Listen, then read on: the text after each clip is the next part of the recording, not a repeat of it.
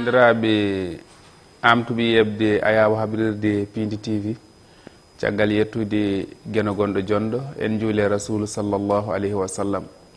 bajja abdoullahi kami aminata kodda annabaɓe ganda moƴƴo jettaɗo ka tukange gandaɗo mawɗo jikku ɓurnaɗo windere ko rasulu sallllahu alayhi wa sallam noon calminirɗen ɓen ɓe ganduɗa ko ardiɓe ene galle he tuggude baba abou habsatou coumba hamme ha yetti tata leyla diadj Daoudou Geddaɗo Maymouna Tafsir Daoudou Mariata Samba Gaysiri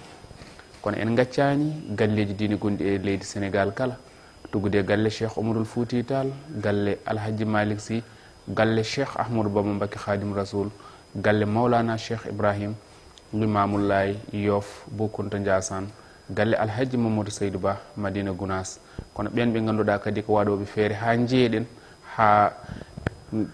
han hannirta ni en jaraniɓe no feewi tongode men capanɗe jeetati e jeetati arti taw koye mbadi kubtidinde Pulaar no wi haala waɗi ko tati waɗi ko kaalowo e haalanteɓe eɗo haalote eɗen bismi hannde gorko jontaɗo jeeyaɗo kadine e leñol ngol jaltuɗo nde foti yaltede janngoɗo nde foti jangguede no mbawɗen fammanirde bandiraɓe tigui rigui on woni Abdourahmane Sall mo Tiggere Siré en mbatta joni so wona salmodirde makko o salmodira e yeɓoɓe ayawa habrirde Piindi TV assalamu aleykum maaleykum salam bandiraɓe salmini salmitimama encore mi dañi weltare mawde e arde ɗo e nokku moɗon ɗum haaldude moon e yewtidde moon e kala no jiɗirɗo e dow calminalima e galleji diineji ɗi hay hunde ala ko fofte hen so wona yettude Allah e yettude on e yettude ardiɓe galle ɗum noon mawɗo Abdourahmane Sall beela emin mbawi andude hol gonɗo Abdourahmane Sall ko gonga tigui Abdourahmane Sall ko goto e ɓiɓɓe fuutankoɓe jibinaɗo to to wiyete Tiggere waɗi étude aji muɗum ha jofni ga e UT heɓi ingénieur a muɗum caggal nde liggi seeɗa e société ji privé udditi société muɗum biyeteɗo Jalal entreprise et service ene liggina ɓiɓɓe Sénégal haɗani ɓiɓɓe fuutankoɓe ala ko ɓiɓɓe Sénégal fof tigi beela ɗo batte jangde a janggeno ha konko jeyaɗa Tiggere toon to diwan mo Matam beela a janggui ha jangde ma joofi walla a janggu ha hakkudere nde tan gaccuɗa jangde nde jaɓanɗa liggey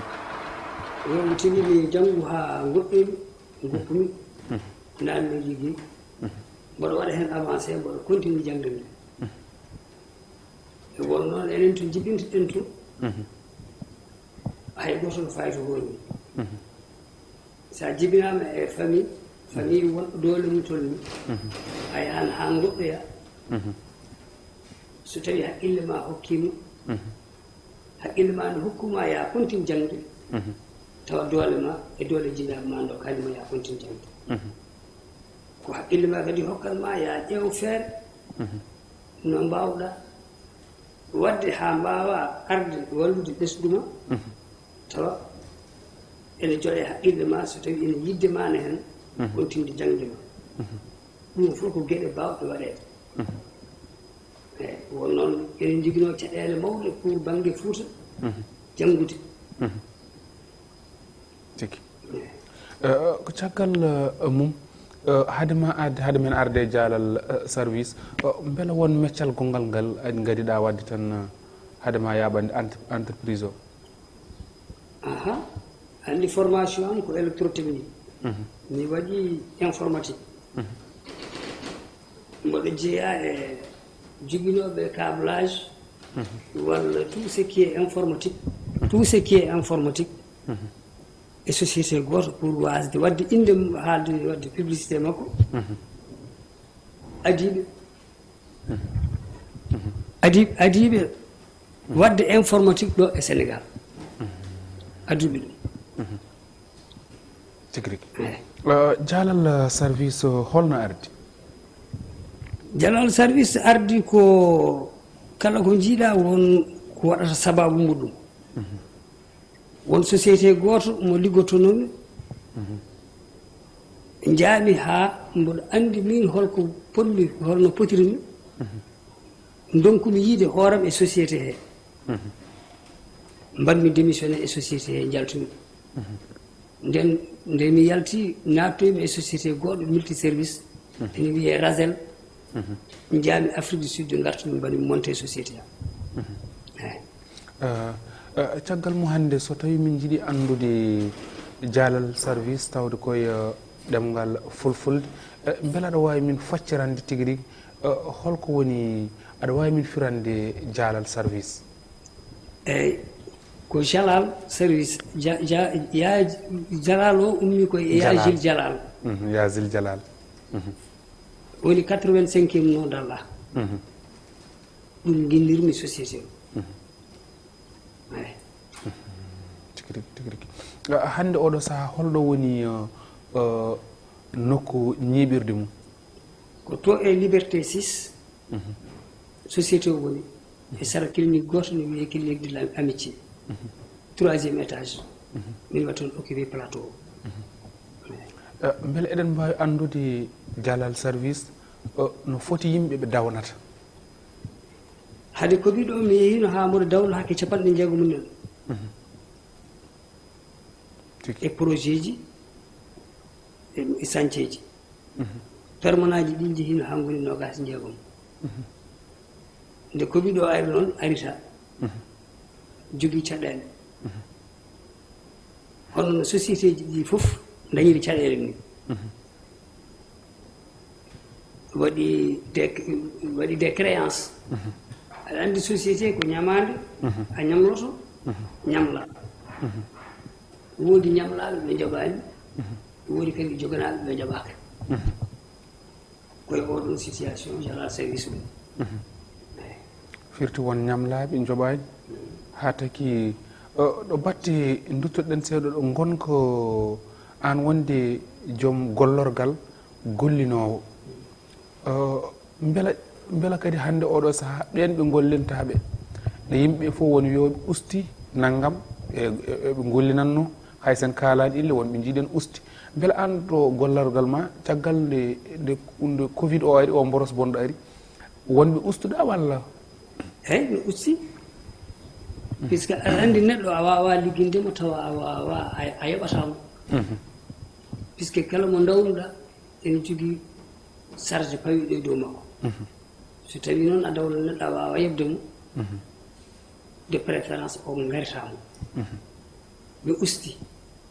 usti ha hannde keddorimi toon ko seeɗa e yimɓe pour wadde tenir société o won noon no woodi société ji sa yiɗi mi haalanma indi mumen eɗen joganii hannde jalal ɗum ko état ɗum ko mbiye ministére uji ɗi ma won 300 et quelques millions ɗum firti eɓe joganima fodde 300 et quelques millions voilà tawa ko société ji gonɗi ɗo e sénégal tawa ko état tawa ko ministére uji ɗi e nder ministére uji mboɗo jogino hen des prestations de service sa calcule ma woni 300 et quelques millions sakki si ko e société goto biyeteɗo lonage on ne joganimi 4 millions woni 46 eyyi andi ɗum ɗon noon so tawi ko e société te yimɓeɓe enen jogui darde yidde wiide ene mbaɗa créer des emplois état o e hoorum no foti yurnade société ji ɗi société ji privé ji est ce que kamɓe eɓe mbaɗa koɓe poti wadde ko est ce que koɓe jogui ko ndewata laamu ngu ko ene yoɓaɓe est ce que société ji privé jokkiɗe e laamu ɗi ene joɓa ɗum so tawi aɗa yiiɗi wadde créer des emplois ko wonno ɗo ko a wari ɗum holno pewnita goɗɗum puisque société ji hannde gonɗi ɗo e nder sénégal ɗum 90% e majji gusti yimɓe mumen sababu ñabbo non seulement sababu ñabbo mais sababu ministére uji ɗi dans les ministères dans les sociétés privées de l' état eɓe jogono société ji ɗi ɓe jaɓata ɗumen pour plusieurs raisons noon hokkuma hen lonage ko yiru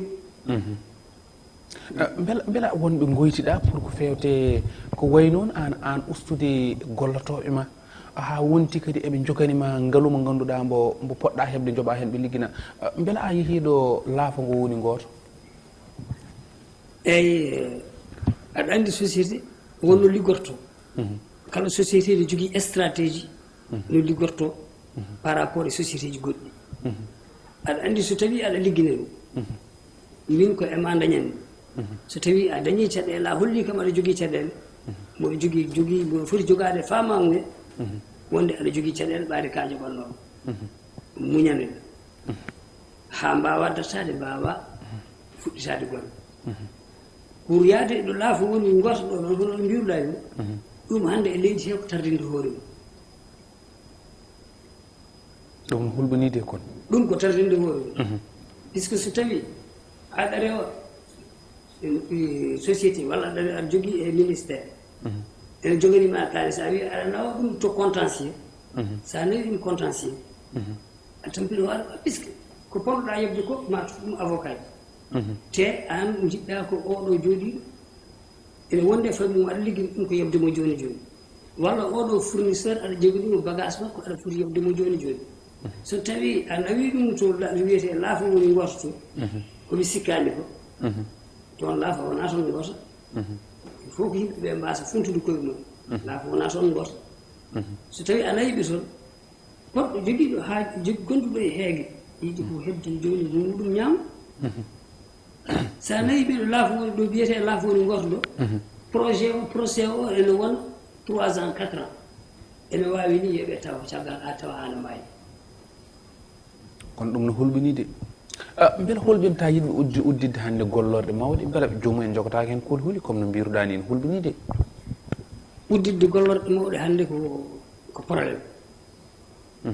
kala mbiɗoman uddita hannde no waɗa kono uddita gollorgal manggal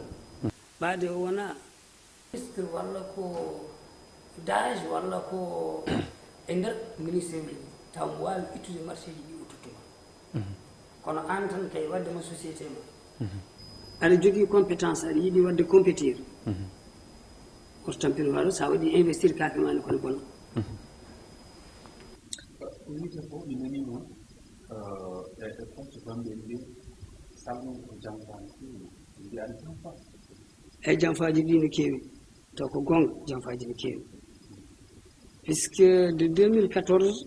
ha ɗo ɗo kaldanmama ɗo min mboɗo mi yeehi Allemagne mi yeehi Afrique ɗo mi yeehi Tchécoslovaquie Australie Suède Finlande kono kala ne gadduɗi projet ji ha ala ko heddi tan ko signature de l' état ko enen ɓiɓɓe fuutankoɓe joni kam en peñinata feewde enen koye men enen e koye meɗen puisque projet nan fawi e dow tabal won hen dossier nana ministère des finances valeur de 900 milliards 900 milliards koye télé kalatade télé kalatmi koye valeur de 900 milliards mi addi ɗum pawmi e tabal puisque réunion ji ɗi mbaɗannomi to e Tchécoslovaquie avec j'ai rencontré là-bas le président ko e yeeso consul biyeteɗo Souleymane Seck ene waɗi basé Zelina to e Slovaquie omo tawa rencontre uji am hakkude e président ji goni toon so tawi an ka sénégalais ka ɓi leydi ndi aɗa wawi yaade jiida e président Tchécoslovaquie aɗa wawi yiide président Finlande aɗa wawi yiidude e président australien garta ɗo e leydi ma pour jiiya président ma wiyete ko ene waɗi couloir uji ma jaaɓa kaari walluma jiiya président firti somin paami jiiya hannde gardiɗo dowla France walla gardiɗo Amérique walla gardiɗo Espagne ɓuri weeɓandema e yiide mawɗo leydi Sénégal ɓuri weeɓandemi hannde puisque ɗo joni joni kaldirte somi welama joni joni mboɗo wawi nadde ambassade kala ambassade étranger gonɗo ɗo mboɗo wawi nadde toon kono ko leydi men ko kam koko sakki kono ko leydi meɗen ɗo mbimami ko 2014 ha ɗo ɗo gonɗen ene dogue pour wadde rencontrer le président de la république min mbawa hebde mo exemple hande ɗo ko kalno ɗum ɗo koye télé kalten ko ɗum jewten c'est très simple hande état o soodi 2 hélicoptères mboɗo andi no ɗi coydira woni ilikoji garɗe ɗi woni hélikoji militaire mboɗo andi coodira mboɗo andi won soɗɓe mboɗo andi kadi société tonɗuɗi puisque mi yeehi ha e nder société mboɗo andi kadi no hol principe de fonctionnement ɗiɗo hande o société ari won wiiɓe ni junggo ma nan hen de ilikoji ɗi won wiiɓe ko aɗa jeeya sababuji ɗi ene woodi puisque ko min e ɗon jimmi gara sababu ilikoji min waɗi initié projet o je parle sous le contrôle du consul wona ɗum tan hande réhabilitation des aéronefs du Sénégal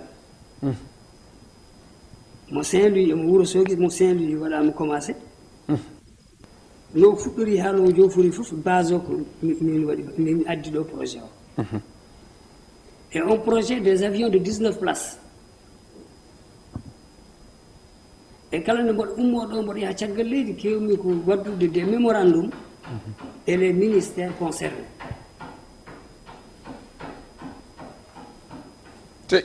nde jaami ha mbaɗami bloqué to e nder ministère des finances mbaɗmi kon ɗo noon jaafoɗa beela ko jaltuɗo o walla ko gontuɗo o aɗa andi wonno ɗon ko jaltuɗo ko ba wonno ɗon jaltuɗo wonti ɗon ko diallo jaltuɗo amadou ba wonno amadou ba iwi wonti ɗon ko ablaye dawoud pour yimɓeɓe paama ko jaltuɗo tigi amadou ba te kadi nde garɗa bureau mi wi mboɗo yaltini lettuji garnuɗi ha e bureau makko kanko e directeur de cabinet makko biyeteɗo arɗo ka tigi arɗo ene mbaɗen kawrume mabɓe e kala lawol nde kawrume mabɓe ene waɗi seedanteji jooɗiɗi tigi ɗum waɗa bloqué blocage o kadi ko toon caggal mum haydara kewaranma ɗo batti kalɗa ko ɗon muuse de eyyi wonko kewi puisque nde tampumi micro o nde tampumi mbanmi ko contourné jaami jiimi banque biyeteɗo Suisse crédit Suisse crédit ko banque mbaɗowo finance jaami kawrumi e représentant mabɓe wiyete ko Patrick Safi Silimani passeport makko copie ji makko marais de voyage ko toon ƴettanomi biyeji hôtel ko min jogui en charge de 2014 ha 2017 18 fof mboɗo jogui ɗiɗon charge uji j'ai perdu en général 600 et quelques millions fof yeehi yaade menali baali document ji ɗi nan ɗon e bureau hen ɗe garɗa nde mi yaltinimi hollima est ce que jinmi wiidam par rapport au projet par rapport eno neɗɗo mawnirta ɗo ɓaade tan ko ɗi pullo paaɗa woni ɗon woto tampin hoore ma ka bonirteɗo ɓaade ka ɓi pullo kala ɗo ɓi pullo bonira fam ko ɓi pullo bonani ɗum est ce que ɗum ala hen dut ce président quelle que soit la volonté du président wadde développer wadde créer des emplois il ne pourra pas so tawi o acci ko o ardini ko ɓiɓɓe fuutankoɓe walla ɓiɓɓe fulɓe des postes stratégiques il ne faut pas qu'il se trompe de cible joni ko kalanmi ko mi haaldani pour wadde caresser l' état walla caresser le président non puisque soɓe mbaɗi kam bloqué mi yaltat puisque komi parɗo yaltude leydi ndi mi ƴettude bagage am faade Burkina walla faade Mali ko leydi ndi fonno naftoradema ko nden wasat ɗum de Dagana ha Dembankani avec les projets agricoles une seule signature mi adda ɗum les menuiseries kala ko ene waɗa développement e nder leydi ene jeeya e nder projet ji ene jeeya e nder projet ji mi yeehi ha mi addi kosam joni garɗam ɗo e leydi ndi ko marque goto wiyete ko malko ko min addata ɗam e nder leydi sénégal fof e nder sous région fof ko min goto ittata ɗam australie e cek addi ɗam ɗo so ɗum ala en jeyata ɗam ko libi kono hay ɗum leydi ndi kala ko mbiɗa aɗa adda hen ɓaade wona kamɓe ardi ɓe jogii ɗum e juuɗe maɓɓe a yata firti kala mbo yaadani e laamu sen paami tan kala mbo yaadani e laamu ɓe jaadani e ma kalɗa ko ko ɗum firti aɗa anndi il faut pas ma yaadude e laamu holko firti yaadude e laamu waɗude e mum politique ɗum ko geɗal mum neɗɗo kala gonɗo ɗo e nder leydi he jaadata ko e laamu ngu pour holno jaadirta e laamu ngu kala ɓi sénégalais gonɗo ɗo baɗɗo créé hunde pour ɓiɓɓe leydi ndi ene daña hen ene waɗa créé des emplois ɓiɓɓe leydi ndi ne kutoro on kay yaadi ko e laamu puisque laamu ko ɗum yiɗi kono est ce que ɓe goppuma liggoɗa firti so tawi famama tan e nder haala ka ko foti ko yettinde mawɗo leydi o yawmo tawde aɗa reweɗo fuɗɗi ɗo rewede kañum o tinata hen haydara kono tan jaɓanten joni tawde eɗen terodira e hojomaji ɗi jalal service no foti duuɓi dañi jalal service waɗa ko créé ko en 2011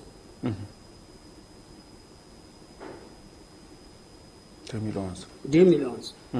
waɗa créé ha e ñalawma hande tigi hande oɗo saaha ko wayno en mbawa haalde ɗum ɗo tawen kalani dawrugol beela aɗa dilla hen dawrugol politique beela aɗa waɗa ɗum politique mi commencé mi wadde politique depuis les années 1977 e on saaha gonmi ko UDP Union pour la démocratie populaire. J'ai travaillé avec les Mamadou Dia, j'ai travaillé avec les Laïwad, Cheikh Anta, Amidi Racine Guissé, qui était le secrétaire général de l'UDP, Union pour la démocratie populaire. Mais j'étais le coordonnateur au niveau régional. mi yaade ɓeeɗo fof nde gonmi Thiès liggodimi koye biyeteɗo Boubacar Sall jeudi noir mo nanata o le jeudi noir de Thiès ko min Abdourahmane Sall yoɓe ƴeew dans les archives waɗi coupé le premier circuit électrique yoɓe ƴeew dans les archives ko min jaggono nawa carrière Thiès on période a wawa haalde politique a haalani biyeteɗo Abdourahimou Agne Cheikh Hamidou Kane ɓe fof jeeyanoma e yimɓe darinoɓe pour walludino mi yalta voilà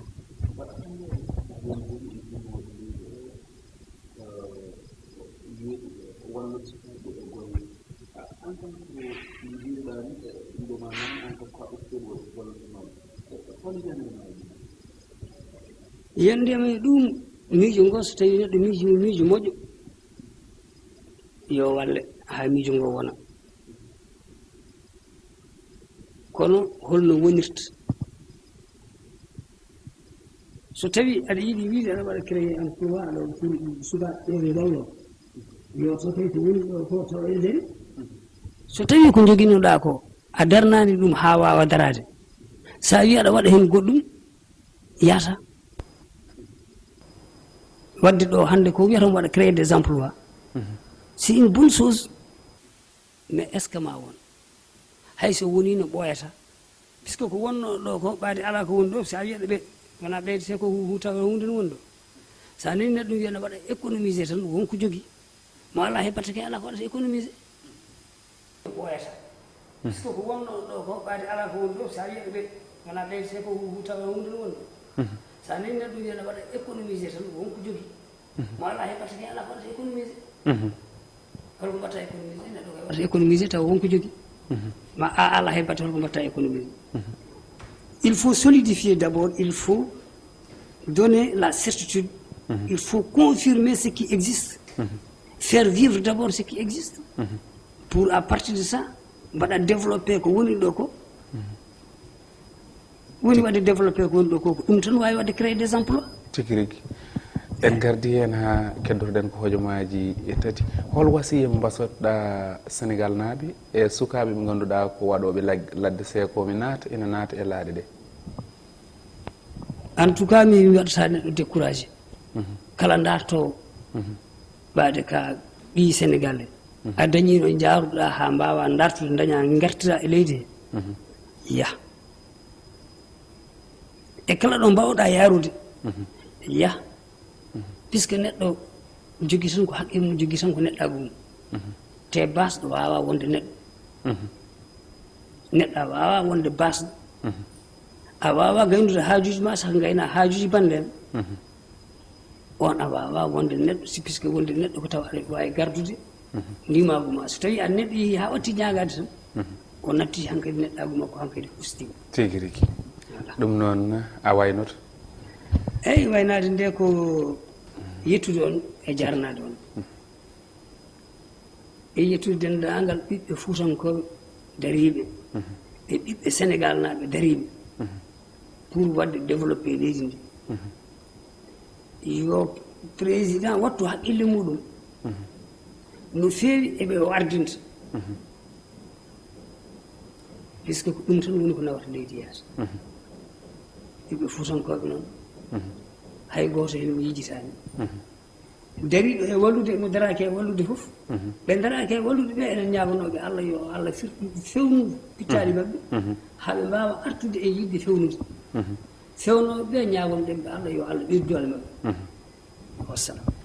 ɗum noon allah jarama on jarama yeɓannoɓe ayaw hablirde Piindi TV en beltanimomo kadi ha no fewi Sall Abdourahmane ko haalata ko sen nani haala ka en gandat tigui rigui ko haala ko ganduɗa kadi gonɗuko nane makko ɗum noon mbiten ko mawɗo leydi o kadi yo wattu hakkille e waaɓeno makko tigui rigui